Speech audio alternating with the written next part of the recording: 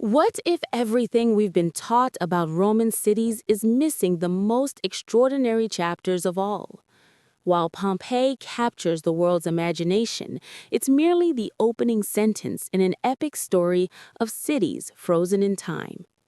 We picture Roman civilization through marble monuments and grand ruins, but the truth is far more intimate and haunting.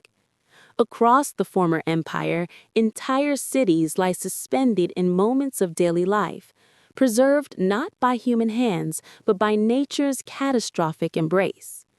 The common narrative begins and ends with Pompeii, but this is a profound misunderstanding of Roman preservation. When Mount Vesuvius erupted in 79 AD, it didn't just bury one city. It created multiple time capsules, each telling a different story of Roman life. The real revelation comes when we look beyond the famous ashes to discover cities that offer even more detailed windows into antiquity. Herculaneum presents our first astonishing alternative. While Pompeii was buried under pumice and ash, Herculaneum met a different fate.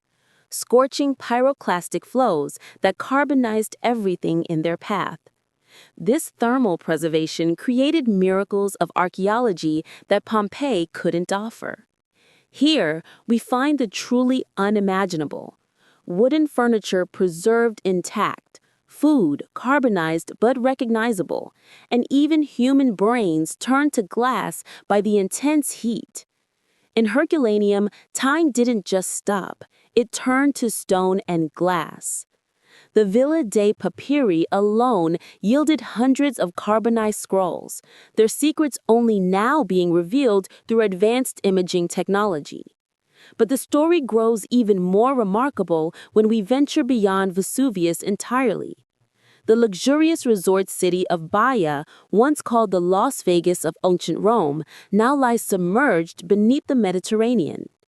Here, Brachysism, the gradual rising and falling of land, slowly swallowed magnificent villas, preserving mosaics and statues in their original positions under layers of protective sediment.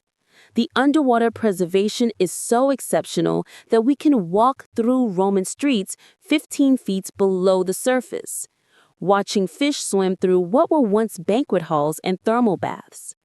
Marine archaeologists have recovered perfectly preserved glassware, personal ornaments, and even wooden structural elements that would have vanished on land. Journey east to modern Syria, and we find Dura-Europos, a different kind of time capsule. This Roman frontier city wasn't destroyed by natural disaster, but deliberately buried during a siege around 256 AD. The very defensive measures that failed to save it created an extraordinary archaeological preserve. The dry desert climate, combined with protective earthworks, preserved wooden shields, leather tents, and military equipment that normally disintegrate over centuries. Most remarkably, we found the world's oldest preserved Christian house church and a Jewish synagogue with vibrant wall paintings, offering unprecedented insight into religious diversity at the empire's edge. Then there's Aquileia, once the fourth largest city of the Roman Empire. Unlike sudden catastrophes, Aquileia's preservation came through gradual abandonment and careful burial beneath later settlements. The slow covering protected magnificent mosaic floors, elaborate drainage systems, and market areas that revealed the sophisticated infrastructure of a major Roman port. What makes these alternative sites so revolutionary is what they preserve that Pompeii cannot. While Pompeii shows us plaster casts of voids left by decomposed organic material, Herculaneum gives us the actual wood, food, and textiles. Where Pompeii reveals public spaces, Baia shows us private luxury. Dura-Europos preserves military life, while Aquileia demonstrates urban planning at its most advanced. Each city is a different lens through which to view the Roman world. Modern technology is unlocking even deeper secrets.